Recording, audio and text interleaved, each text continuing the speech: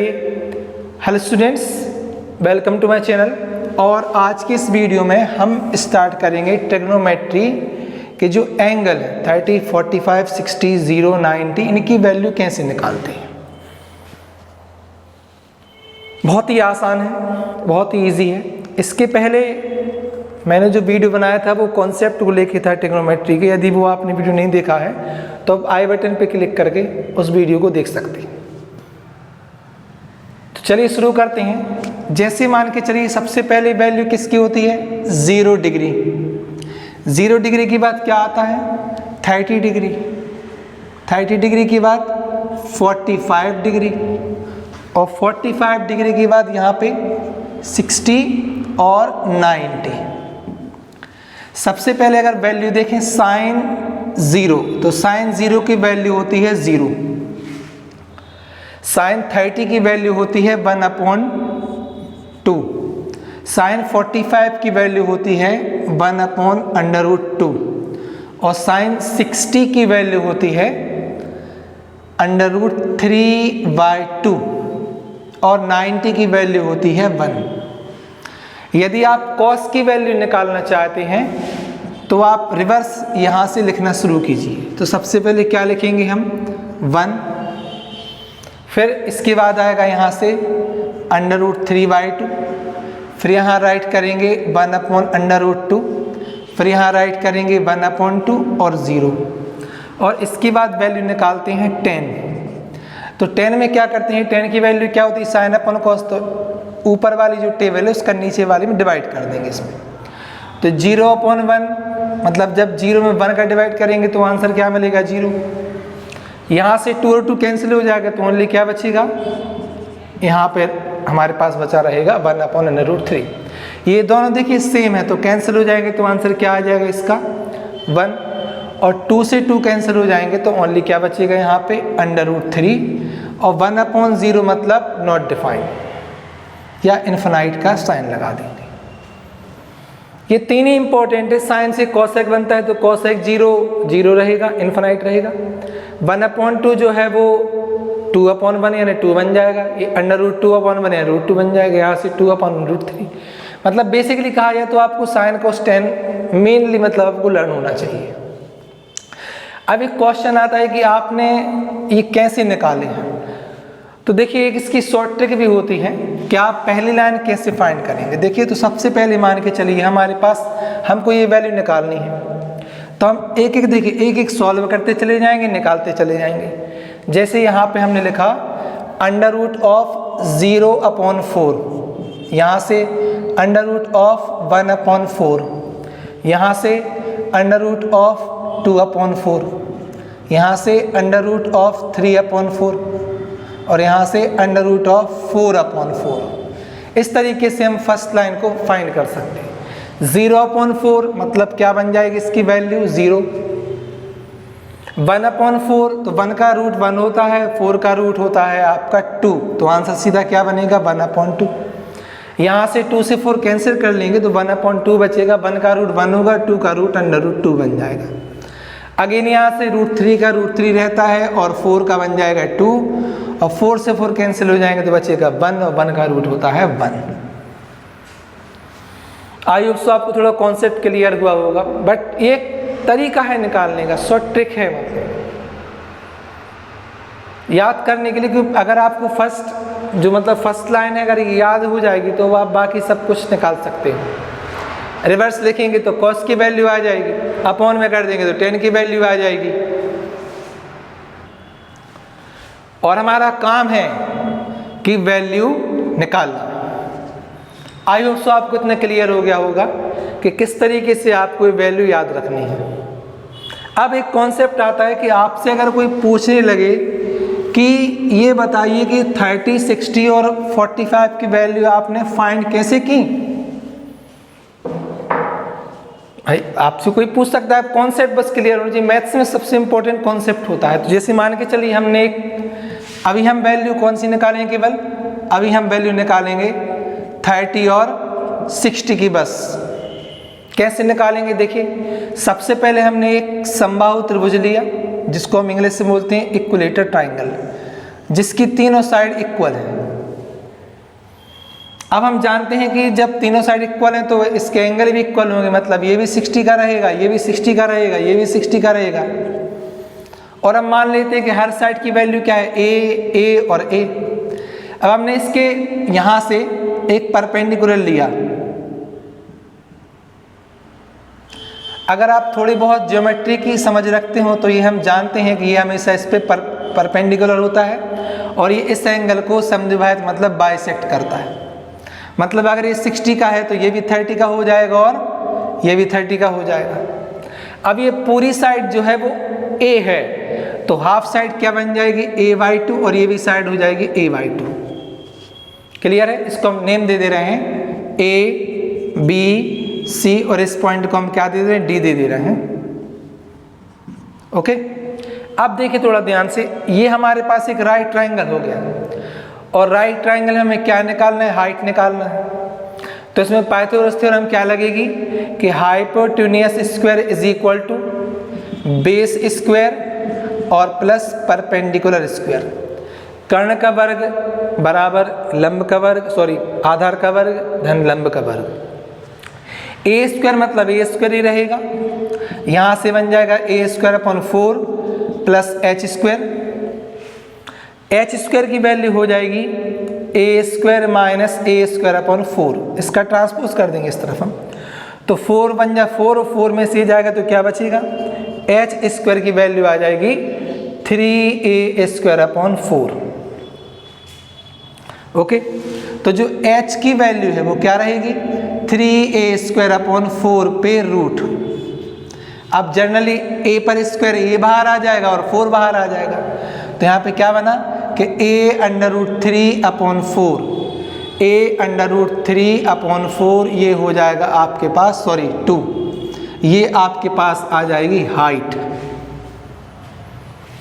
अब हमारे पास सब कुछ है, तो हमने जो कल बताया था कि जो वैल्यू निकलती है वो थीटा के सामने एंगल की निकलती है। तो अगर हम ध्यान से देखें तो सबसे पहले हम वैल्यू निकालते हैं 60 डिग्री की, ठीक है, 60 डिग्री। तो यहाँ से 60 ये है थीटा के सामने, 90 के सामने, तो साइन 60 की वैल्यू क्या होती है, साइन 60 की वैल्यू होती है परपेंडिकुलर अपॉन हाइपोटेन्यूस मतलब लंब बटे कर्ण। तो a√3 अपॉन 2 अपॉन a और a कैंसिल हो जाएगा, क्या वैल्यू आएगी, √3/2। बहुत ही सिंपल है। अगर हम यहाँ से cos 60 की स्टूडेंट्स वैल्यू निकालें तो cos 60 की वैल्यू क्या होती है, बेस अपॉन हाइपोटेन्यूस मतलब आधार बटे कर्ण, मतलब a/2 अपॉन a और a फिर से कैंसिल हो जाएगा, क्या बचेगा 1/2। और अगर हम tan 60 की वैल्यु निकालते क्या होता है, परपेंडिकुलर अपॉन बेस मतलब लंब बटे आधार, तो a√3 अपॉन 2 और यहाँ से a/2, a से कैंसिल होगा, 2 से 2 कैंसिल होगा, क्या बचेगा √3। ये सारी वैल्यू हमने 60 की निकाली है इस ट्राइंगल की हेल्प से। Clear students? चलिए अब हम बात करते हैं 30 डिग्री की, क्योंकि हमें 30 की भी निकालना है। तो अब ये जो ट्राइंगल बना है इसको हम मूव कर देंगे, ठीक है। जब इसको मूव करेंगे इस तरफ तो यहाँ पे जो वैल्यू है देखिए, ये इस वाले ट्राइंगल को मूव कर दिया तो ये बन जाएगा a, ये बन जाएगा आपका c और ये पॉइंट क्या हो जाएगा आपका d। तो अब जब आपने इसको इस तरफ मूव किया तो ये साइड क्या बन जाएगी आपकी a, ये साइड बन जाएगी आपकी a/2 और ये साइड क्या हो जाएगी a√3/2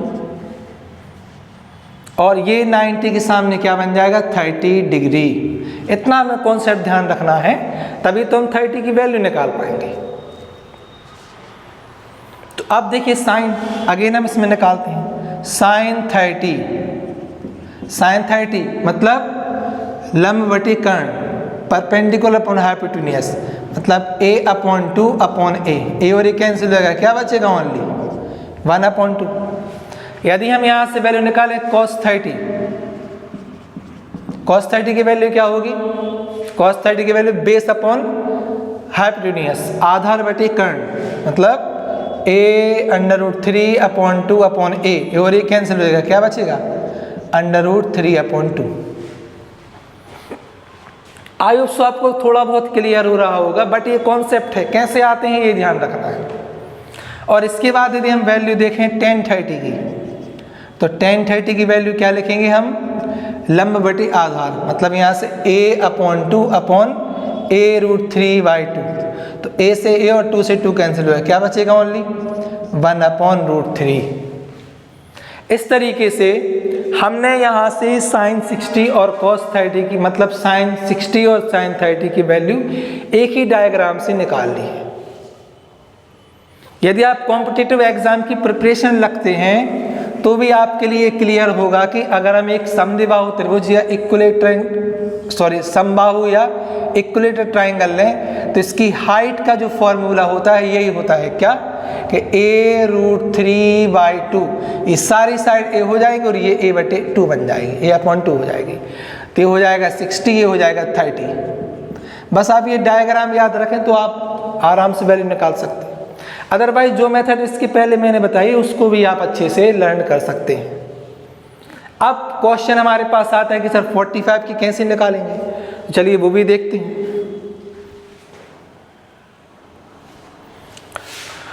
तो देखिए स्टूडेंट्स, अब हम बात करते हैं 45 डिग्री की।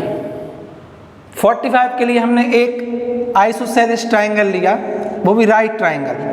आइसोसेलेस मतलब समद्विबाहु त्रिभुज जिसकी ये दोनों जो साइड हैं वो इक्वल हैं। अब वो डायग्राम में भली नहीं, लेकिन इक्वल लेनी है हमारे लिए। तो ये लिया हमने A, ये B और ये C।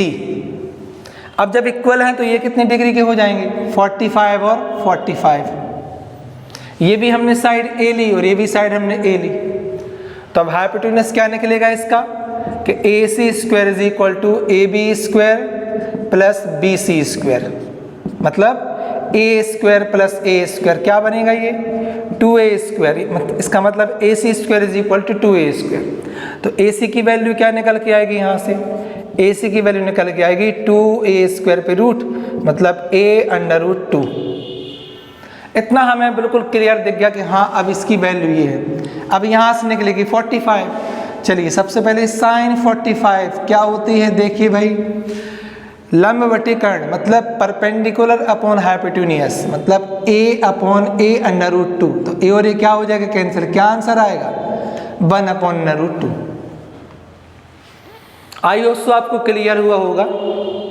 इसके बाद अगर हम देखें नेक्स्ट cos 45, तो cos 45 की वैल्यू होती है, cos 45 की वैल्यू होती है हमारे पास आधार बटे कर्ण, मतलब a/a√2, तो a और a कैंसिल हो जाएगा, फिर से क्या आंसर आएगा 1/√2।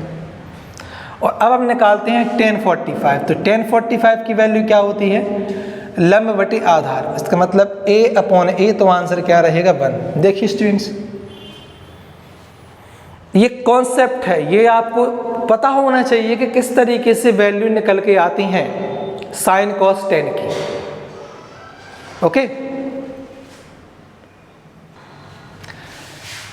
Clear students. तो यहाँ पे अब हम बात करते हैं कि जो एंगल हुए वो क्लियर ध्यान रखना है, 60, 45, 30, 0, 90। 0, 90 तो याद रखना है, जरूरत नहीं पड़ती है कि उनको निकालें, बट फिर भी यहाँ से sin 30 की वैल्यू, sin 60 की वैल्यू, sin 45, इस तरीके से आप लर्न कर सकते हैं।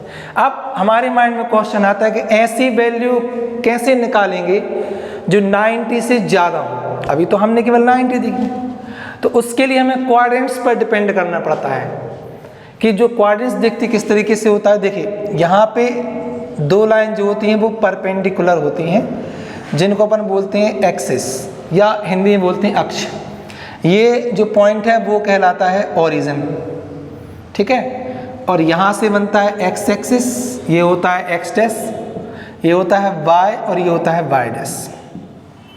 देखिए स्टूडेंट्स, ये कहलाता है फर्स्ट क्वाड्रेंट और ये होता है सेकंड क्वाड्रेंट, ये होता है थर्ड क्वाड्रेंट और ये बनता है फोर्थ क्वाड्रेंट। यहाँ पे वो सारी वैल्यू होती हैं जो 90 से छोटी होती हैं। यहाँ पे सारे ट्रिग्नोमेट्रिक साइन पॉजिटिव होते हैं, ठीक है। मतलब यहाँ पे हम बोलते हैं 90 माइनस थीटा, ठीक है। यहाँ पे सारी वैल्यू जो है वो प्लस होती है। अगर हम सेकेंड क्वाड्रेंट पे आएंगे तो सेकेंड क्वाड्रेंट पे जो है यहाँ पे हम लिखेंगे 90 प्लस थीटा और 180 माइनस थीटा। ठीक है, यहाँ पे साइन या उसका रिलेटेड कोसेक बस दोनों ही पॉजिटिव होते हैं, rest of elements are negative. Third quadrant पे आते हैं, यहाँ पे मिलेगा 180 प्लस थीटा या 270 माइनस थीटा। ठीक है, यहाँ पे 10 या उसका रिलेटेड कॉट ही पॉजिटिव होता है, रेस्ट ऑफ एलिमेंट जो है वो नेगेटिव होते हैं। ठीक है, नंबर 4 पे आते हैं, यहाँ पे होता है 270 माइनस प्लस थीटा और 360 माइनस थीटा। यहाँ पे कॉस या उसका रिलेटेड सेक ही पॉजिटिव होते हैं, बाकी सारे नेगेटिव होते हैं। 90 के साथ वैल्यू चेंज होती है और 180 360 के साथ वैल्यू चेंज नहीं होती है। 90 और 270 के साथ वैल्यू चेंज होती है। ठीक है, और साथ ही साथ यहाँ 360 और 180 के साथ वैल्यू चेंज नहीं होती है। हम किस तरीके से बात कर रहे हैं ये देखिए। सबसे पहले जैसे हमने लिखा साइन 90 माइनस थीटा, तो ऑलवेज क्या बनेगा ये कॉस थीटा, क्योंकि फर्स्ट क्वाड्रेंट फर्स्ट में सारे पॉजिटिव होते हैं। इसी तरीके से कॉस 90 माइनस थीटा क्या बनेगा साइन थीटा, और टेन 90 माइनस थीटा क्या बनेगा कॉट थीटा बनेगा। ये जनरली आपको पता होगी चीज़ें ये। इसको अपन बोलते हैं पूरक कोण, जिसको हिंदी में बोलते हैं, इंग्लिश में बोलते हैं कॉम्प्लीमेंट्री एंगल।